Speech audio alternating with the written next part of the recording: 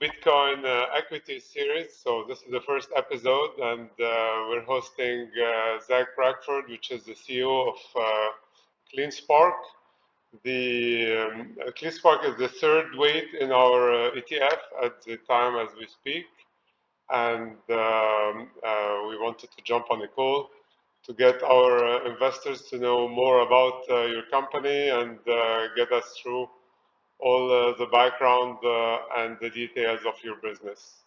So can you please introduce yourself briefly, and then I'll go through a list of questions that we have prepared for you. Absolutely. Thanks for having me. So I am the CEO and co-founder of CleanSpark. We started the company in 2014. At the time, I was the CFO and was the chief financial officer of the company through 2019, at which point I took over as CEO. So my background's in finance and also in energy, which is ultimately what led us into Bitcoin. Okay, great. And as a Bitcoin mining company, how do you position yourself compared to other Bitcoin miners? So right now, we are about the third largest producer of Bitcoin of all U.S. traded public companies. So we have 9 exahash of processing power. Now, that's backed by about 280 megawatts of power. We have 5 wholly owned data centers that we own, operate ourselves.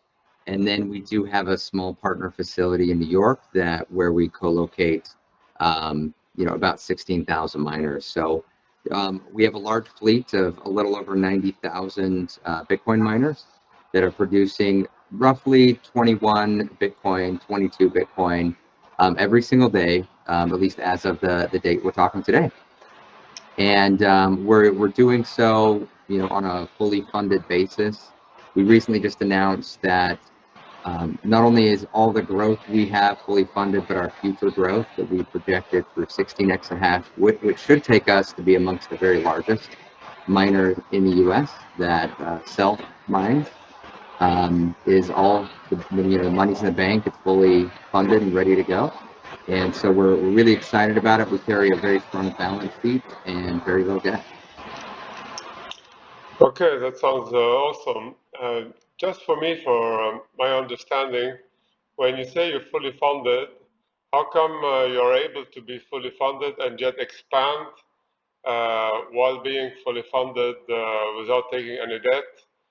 And this is quite unique, actually, in the Bitcoin mining space, where we saw last year a lot of Bitcoin miners going bust, and a lot of business models involving mining with leverage that suffered a lot and went bankrupt. How did you survive this 2022 crypto winter, and how did you manage to build the business model without taking any debt? Yeah, so Bitcoin is a volatile asset, and that's the key thing to understand.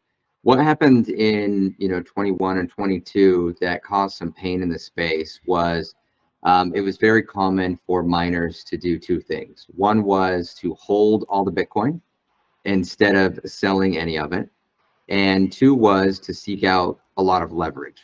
Now, leverage in a traditional business can work well for an asset-heavy business. The problem is when the assets change in value almost on the same scale as the volatility of Bitcoin, which means you have an asset, when you purchase it, it may cost $100, and then in a bear market, it may be worth $20. I'm just using theoretical numbers, but that's about as big a swing as we saw.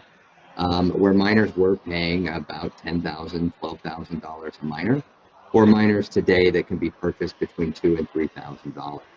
And so when you take out debt, you end up with 2 problems for, one, paying the debt. The assets you're producing now don't go as far, but also you have lenders who may have options because of, being under collateralized to seek out more collateral or accelerate returns. And so those two things caused a lot of debt problems. And then again, going back to the fact that no one was selling their Bitcoin. So at the peak of the market, we actually announced, and it was not popular at the time, but we basically made a prediction that Bitcoin was peaking at the time in the 55, 60, $1,000 range, and we started selling Bitcoin. And that allowed us to cash flow our operations directly without needing debt to support our operations. Now, some of our other peers, they ended up ultimately being forced to sell these large, holdings of Bitcoin at, 50% value or less, even when Bitcoin bottomed out this last December at 16. So by, avoiding the leverage that we felt was overly risky, and instead relying on our operational cash flow, that's really how we did it. And, this comes down to being strategic versus ideological. And in the Bitcoin space, ideology around Bitcoin and holding it for extremely long periods of time is something that can, gather headlines, but it isn't always the right strategy for business. The same way that a gold miner doesn't hold their gold just to hold it, they need to sell it into the market and pay their bills and keep their operations going. That was the attitude that we took. Now, contrast that actually with today. We're actually, now that we have, all of our growth that will nearly double between today and near the end of this year, taken care of, we're actually taking the approach of now is the time to start building our Bitcoin treasuries. So we actually doubled the Bitcoin in our treasury last month because we believe that there's now a trajectory of the market, especially with ETFs and things like that pending in the U.S. that will bring a lot of capital into the Bitcoin space. So we think now is the time to hold the Bitcoin. So, when you really break that down and how did we survive that time period, it was by choosing strategy. We made bold calls. We grew quicker than anybody else during the bear market. We really think that's the time to grow. When assets are low cost, is the time to buy them and put them into use. And, at the bull markets, assets are expensive and we'll probably grow slower during the bull markets and instead look to just continue to build the balance sheet and grow stronger because Bitcoin is cyclical. There's going to be a bear and a bull market likely inside of every 4-year halving cycle. Okay, that's quite unique actually, because what most miners I had seen were building Bitcoin treasury in 2022 and had to sell them in end of 22 and beginning of 23, and you did exactly the opposite. But We when did. you look at it deep down, what makes how come you have this crystal ball of knowing better than the other miners what's gonna happen? Because I find it very tough. Although the price prediction of Bitcoin for the next 10 years is very easy, it's going to the moon. But timing it so precisely, I find it a very hard exercise to do. So, what kind of tools or measures, or what's the secret behind your market calls or your Bitcoin price call actions? Where we focused has been, partially on how Bitcoin is going, but really the underlying assets has been important for us. Whether that's the value of the data centers that it costs to acquire. We've been heavy in the M&A space. We're actually the servers, the Bitcoin mining servers, which I think usually it's almost like a canary in the coal mine. It starts to signal where the market is going. And what we found is by looking to that in addition to Bitcoin and kind of triangulating, it comes down to human behavior. And so when human behavior starts to take the form where people are willing to overpay for the assets that are connected to Bitcoin, such as the miners, that indicated to us the peak. So, for example, we've always had a goal as part of our strategy that when we buy a mining server, that it gets plugged in to produce Bitcoin as quickly as possible. That means you have to build the data center and everything that you need to plug it in, and then try and get the miner to arrive at the same time. The market in late 22, in late 21, they started buying miners where they were paying almost 10 times the amount that the miners been priced at, 18 months before, and they weren't going to receive those miners for 12 months. And we looked at that, and we saw a lot of miners go into really heavy debt to make these purchases, and we saw that as irrational human behavior. And that human behavior where somebody wanted something so badly that they would ignore basic cash flow parameters. It means if you take debt on that, most of those parties had to service 12 months of debt without a cash flow producing asset. So you saw cash flows and a misalignment not occur. So we just felt that the supply and demand curve had been moved in the wrong direction. And so we actually took the position that it was actually better to, purchase slightly different models of miners, maybe paid slightly different price to buy miners that were, could be accessible within 30 days to plug in. And so that was really our focus, was focusing on the human behavior side of this. And that's really what pointed to the direction of things. Right now we're looking to the same thing, but we're using maybe larger market dynamics. We're enthusiastic about the ETFs, about what's happening in the regulatory environment, where Bitcoin is looking to, more clearly, and I think it will become even clearer in the coming, 6 to 18 months, that Bitcoin is falling squarely for U.S. regulatory purposes into a commodity. Whereas U.S. regulators are really pointing to other cryptocurrencies as securities, which is creating additional risk around those. And then when you look at the ETFs getting behind it, because that certainty is becoming clearer, it's not done yet. The ETFs have not been approved, but at least it seems like it's now about, if it's not if the ETFs will be approved, it's when the ETFs will be approved. We think it's in the next 4 to 6 months. And that is our main indicator we're watching now, because the amount of capital that will bring in, if pension funds and hedge funds have the ability to even just put 0.5% or 1% of the funds into a Bitcoin ETF, that Bitcoin ETF will bring a very large amount of capital into Bitcoin and further push it up. And when you combine that with tapping, which it has built-in scarcity, and for your listeners who may not be aware of what that means, for Bitcoin, in every 4-year cycle, the reward that we get as miners is cut in half. So right now we get 6.25 Bitcoin for every block, or 900 a day, and going into next year, that number gets cut in half. And so that scarcity, just like when there's a high demand for something, well, when supply decreases in the same way, values go up.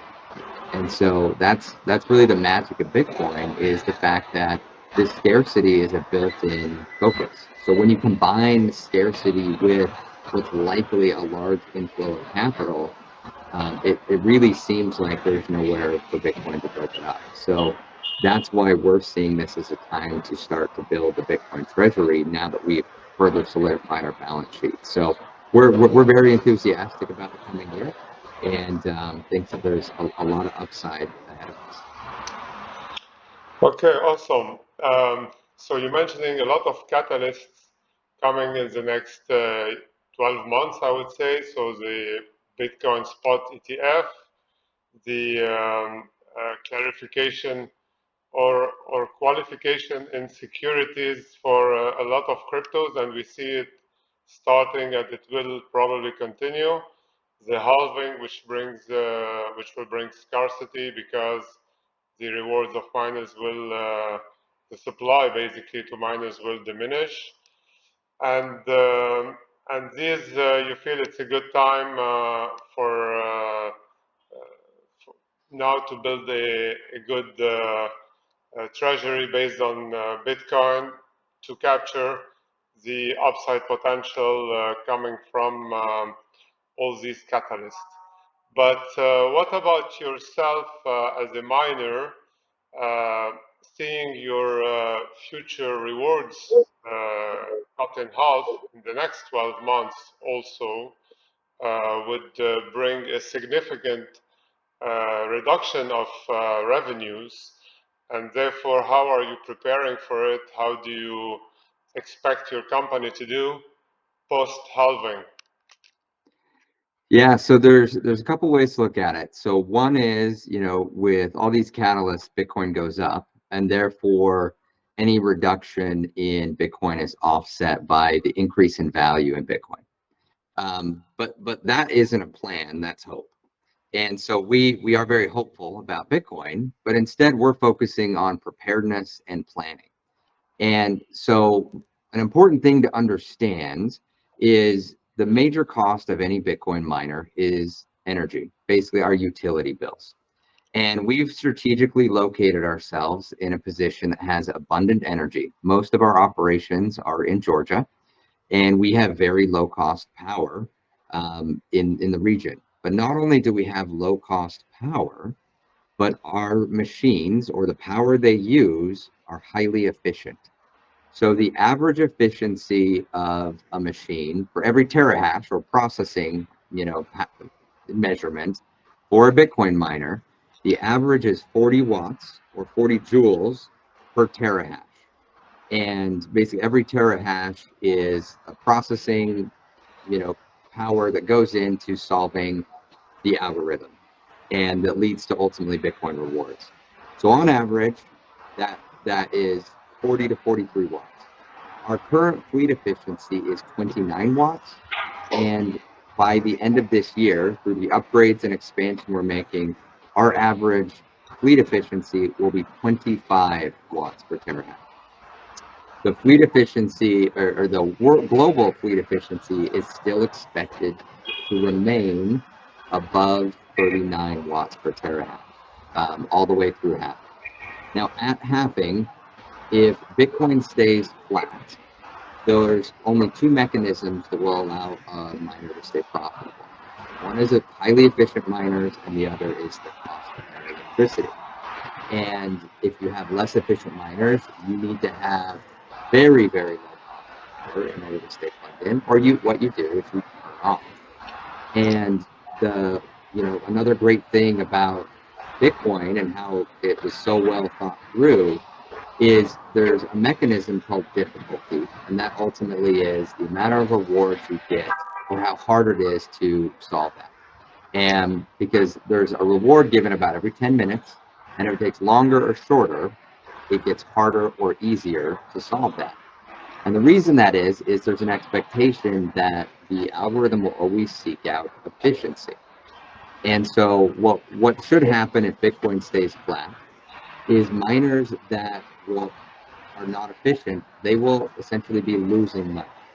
Because think of it this way, if Bitcoin gets cut in half right now, and Bitcoin is at $30,000 a Bitcoin, it's now worth 15. If your cost to mine a Bitcoin is over $15,000 a Bitcoin, you will be losing money, and you will have to unplug.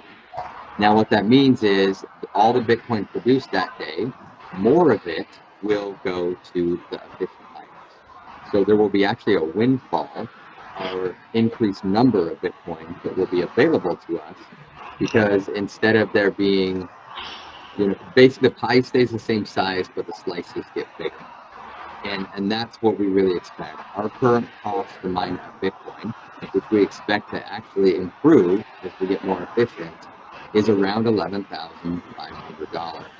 And so at that point, if Bitcoin stays flat and the reward gets cut in half, we will still be profitable, and we will still be able to mine Bitcoin. And all the other miners that are less efficient, they can choose to run at a loss if they want to, but you can only run at a loss for so long before you have to turn your machines off. And then the piece of the pie will get bigger for us. So that's really what we expect I do expect it could be as much as 20 to 35%, or even more, of the miners that are mining right now that won't be able to stay mining after the halving. So that means that our piece of the pie will get 20 to 35% bigger, or the number of Bitcoin we mine will increase by 20 or 30%, assuming Bitcoin stays flat. And if it goes up, that means it's good for everybody, and the size of the pieces of pie will stay the same. Okay, interesting. And I just want to go through, I looked at briefly your latest results and started looking a little bit about your valuation. Today you have around the 1 billion market cap with 600 million of shareholders' equity. So this premium valuation, how do you justify it, and how do you find it? I remember, like, when we first bought your shares, you were trading at a discount, at an equity discount, and today you're trading at a slight premium. Um, where do you see this valuation going forward, independently of the Bitcoin price? Yeah. So importantly to note, if you actually look from a peer comparison point of view, we are still undervalued. Um, and we've actually I'm going to use some comparisons. And again, each of us are a little bit different, but if you look at us, the number two uh, Bitcoin miner from a market cap point of view, and then you look to us, there's actually another billion and a half difference. So their market cap is 2.5 billion, but we've outproduced them for the last several months. And that's where we think value actually is driven. So we have over 600 million in assets, and those assets are all producing Bitcoin every single day. And so our revenue run rate is over $200 million annualized as of right now. And we will be doubling the size of the company roughly to get to 16 exahash from 9 exahash, so just under doubling inside the next 6 months. So I think that there's a lot of growth catalysts that we haven't yet been given credit for. And we're not a real estate investment where you value on a net value, net tangible asset value, because we're producing substantially more revenue from our assets than, for example, a real estate company would. And so instead, what we're seeing is, miners are being valued right now anywhere from 6 to 8 times future projected revenue, and we're still sitting on the low end of that. So, I'm really looking forward to, and what my focus is going to be is, now that we've reached $1 billion valuation, my real focus is on increasing that to 2 billion and beyond.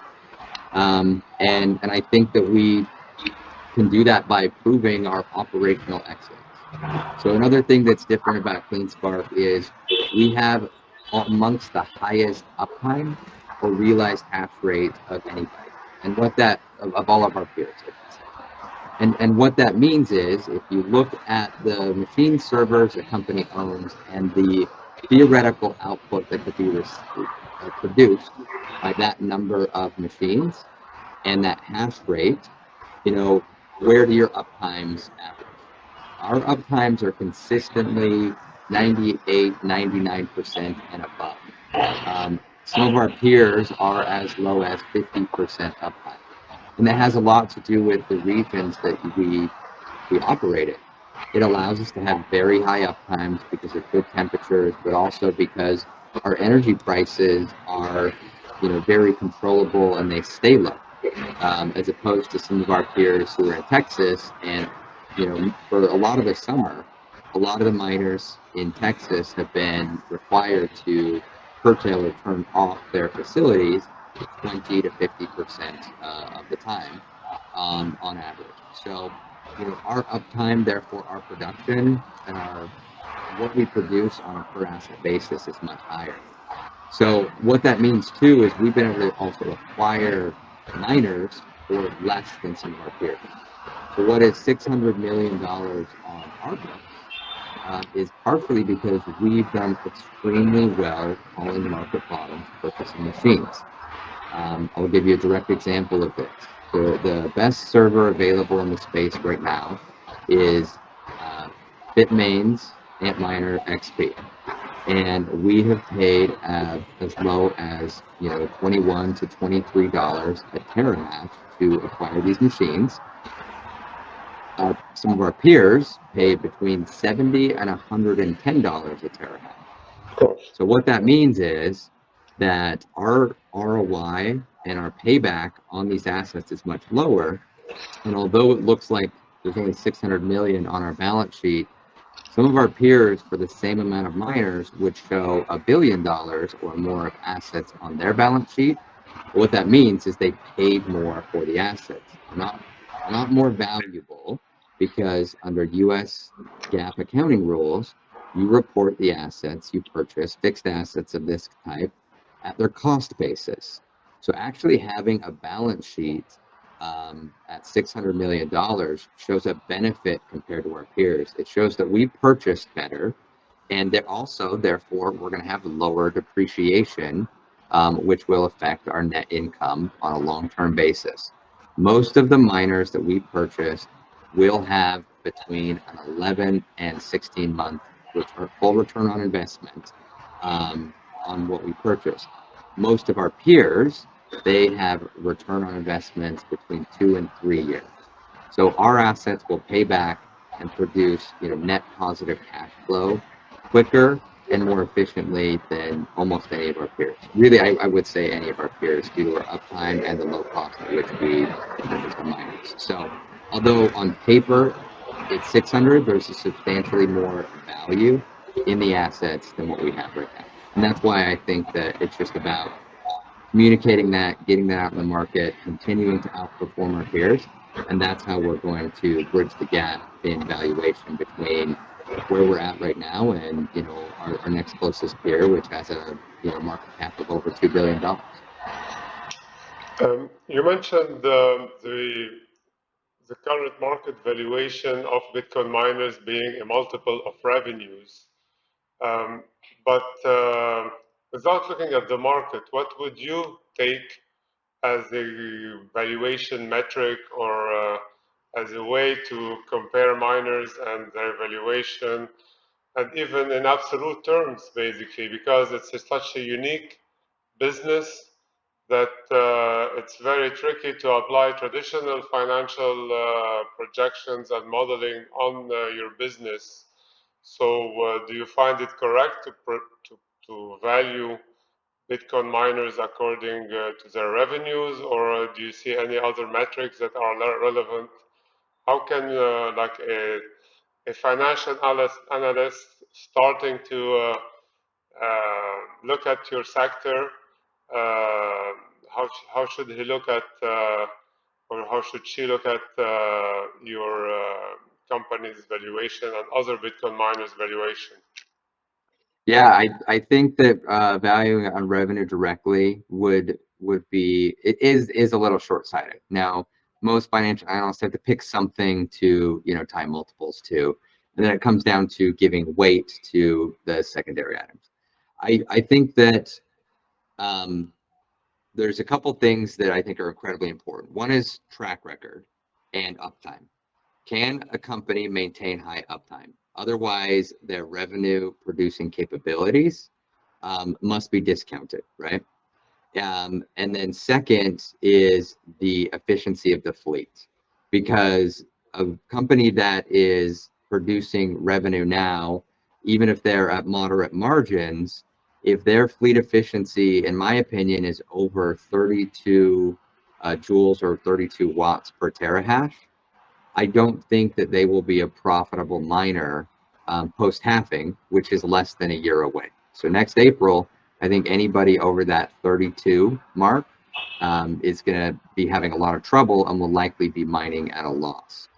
And so I think that's the key thing that cannot be ignored by a financial analyst is fleet efficiency.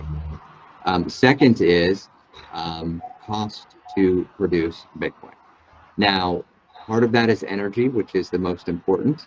But if energy is looked at by itself, then you're avoiding or you're not identifying the opportunities of scale, which is all of your other costs. Now, we, just like any other company, there's a lot of costs that go into being a large public company.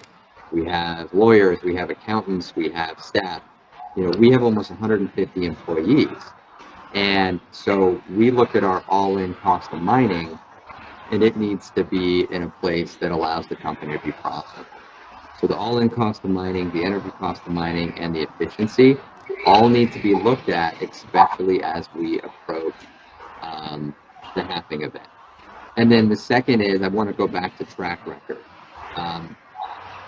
Track record isn't the length of time that you've been in the space, but I really think everyone should be looking at how is the company maintaining its uptime, which involves the ability to repair facilities, repair machines, have high quality data centers. When we invest in our data centers that we build, we do it the right way to make sure that there's true longevity in the systems. And it's an indicator of problems if a company can't maintain that uptime. It means that they don't have a good repair team, that their servers are getting old, maybe their servers are getting overused or run the wrong way. There's all kinds of things that go into power. Frequency response, systems, things that keep power running in very clean into these miners so that they don't get voltage spikes, things like that can cause damage. And so really you have to look at the quality. So all of those factors with an overarching concept of quality. And this is something I really truly believe that CleanSpark can stand up against any of our peers and show that we're doing better. And again, scale will matter. Going into halving, we will be at 16 exahash. Right now we're about 2% of the global network hash rate. We'll be 3.5, close to 4% at the current trajectory that we're going into halving. And that's going to make it so all of our overhead, it goes further. We don't have to increase our overhead to add more hash rate. So really all the hash rate we're adding at this point incrementally is going to the bottom line. So the bigger you are, the easier it's going to be to post profits, but also survive the bear markets as they happen. So we're really excited about the future and think we're incredibly well positioned. Okay, awesome.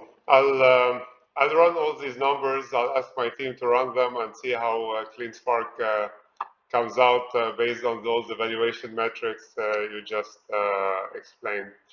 One last thing I wanted to ask you, given that you are European based and you have a European investor base that is very focused on ESG and climate change, what would you tell them regarding Bitcoin mining in general and CleanSpark more specifically, um, overall the ESG perspective and the sustainability perspective? Mm-hmm. Yeah, so CleanSpark, we actually have a background. We actually got our start as a company in the renewable energy space. And it was a really obvious move for us to apply that expertise and move into the Bitcoin space. And we released, I believe we were one of the first Bitcoin miners to release a sustainability report that I could point everybody to. You can find it on our website. We released it in the first quarter this year. And at the time, yeah, based on our prior 12 months, we were mining at over 90% carbon-free power, amongst the highest of all of our peers.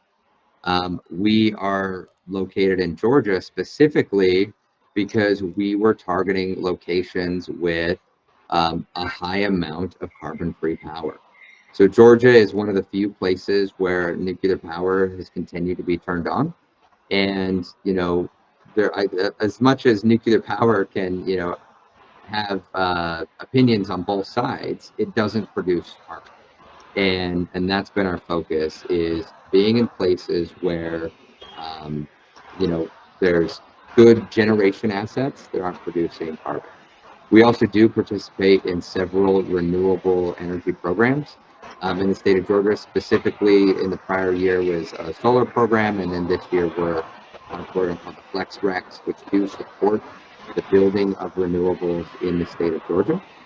And also, it's important on when you look at the social part of this, where we're locating is actually largely in rural areas and towns inside the state. And what that's providing for us is the ability to give back to the communities that we operate in. These are communities that, oftentimes are disadvantaged because they lost, factory jobs from, years ago. But that's also why they have these energy resources. And so we can come into the towns, we can add jobs, we can support the community, and we're very active in our communities and interacting with them. And we think that that's just as important as our environmental impact goals, is the social impact that we do have. So that's really where we've been focusing. We, of course, do believe that Bitcoin is really a transformational financial technology, and that's also important on the social side. It allows a lot of people in less advantaged places in the world to have a good store of value, to have something that is potentially anti-inflationary, and also to take normal, some of us take for granted the banking access that we have. A lot of people don't have banking access. So this, again, provides people an ability to transact, to save. So we really believe in what Bitcoin is doing, also for the broader world outside what we're doing in just Georgia. Okay, awesome. One last question before we finish this interview. How do you compare holding Bitcoin versus holding CleanSpark, or Bitcoin miners, but preferably CleanSpark? How should an investor look at one versus the other? If I have the possibility to buy Bitcoin or buy CleanSpark stocks, why would I do one or the other? Or why would I go for CleanSpark? Obviously, because this is, I suppose, where you're in business, and this is where your value proposition lies. So, Yeah, what's your conviction about your company versus Bitcoin itself? I to be honest, I think that investors should get exposure to both, but oftentimes holding Bitcoin can be trickier. It's something that people aren't familiar with. So stocks are a great way to look to do that.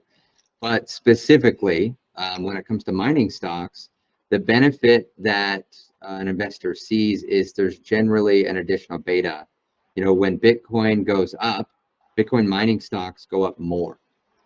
So if you look, for example, from the beginning of this year to date, mining stocks are up substantially more than Bitcoin. Bitcoin, doubled. Most mining stocks are up, 150 to 300%. And so, there's, I think, a better yield that can be generated from mining stocks. And this also comes down to the fundamental value proposition to miners. We're essentially able to have a direct cost of mining, like I mentioned before, which is our energy cost of 11,500 when we get Bitcoin. So that means we're essentially in the business of investing 11,500 or Bitcoin, which is worth 3 times as much, roughly, as of right now. And I think that's why mining stocks get the benefit of a substantially higher, beta or yield upside in, when Bitcoin makes market moves and goes up, is because our cost of acquisition of Bitcoin is lower than it is for anyone else. And it's lower because we're incentivized to support the network and to provide the backbone for what Bitcoin really is. So, I'm a believer in having a little bit of Bitcoin in my own portfolio. We, of course, as a company, have Bitcoin in our treasury. But also, I'm a real believer. I, of course, am one of the largest shareholders of the company. And I am in this business and believe in the company that we're doing, because I do think that mining stocks do have that beta difference where they will go up more than Bitcoin goes up on a percentage basis, as Bitcoin continues to climb. Okay, beta is an interesting value proposition, but what about alpha? Do you see any additional value or risk-adjusted value coming from holding a Bitcoin miner or CleanSpark, more specifically, versus holding Bitcoin? Yeah, if you also look at, Bitcoin on a dollar by dollar basis, on a risk adjusted, there's a lot of ability to move in and out of mining stocks. But, ultimately, I think that if you look at and I'm going to use the year to date, although there's a lot more data than that, but the year to date has been really interesting in the sense that, when Bitcoin ticks up, minor stocks go up more. When Bitcoin ticks down, minor stocks are still going down a little bit, but they're not going down as much. And that's allowing us to, retain more value. I also think that there is a basis on the investment where it's really about, value production. And, as long as we can produce Bitcoin for 1/3 the cost of a Bitcoin, there's a 300% value for every, or 200% value, 3x up, for every Bitcoin we produce. And so, as a shareholder, to be able to participate in that upside is, I think, the value proposition in this process. So, there's a lot of reasons, and I think that it comes down to what's the reason that investors invest in Bitcoin mining stocks. Is it for direct exposure, or is it for indirect exposure to Bitcoin? Is it due to the ability to generate, cash flows at very high margins? And I think for me, it's about both of those combined. And I think that provides a lot of value upside when compared to holding Bitcoin directly. I totally hear what you're saying, and actually, this is what I spend my time telling my investors, because everybody's excited about a Bitcoin spot ETF, while they should be excited about a Bitcoin equities ETF like we have listed, because we see Bitcoin as a decentralized currency, and you don't see any USD spot ETF or Euro spot ETF, because there's no value in holding the currency itself, but rather holding the companies that are building on this new technology, on this new ecosystem. And these are the ones that will really benefit from the exponential growth, much more than Bitcoin, and the year-to-date performance have showed it indeed. I'm gonna conclude with these words to thank you very much for this interview, and I hope we'll be jumping more often on such a discussion together to talk about your results, but also the market in general, and how the ecosystem is evolving. Thank you very much, Excellent. Zach. Hey, thank you. Look forward to it. Yeah. Okay, speak soon. Take care. Hey, thank you. Have a good one. Bye.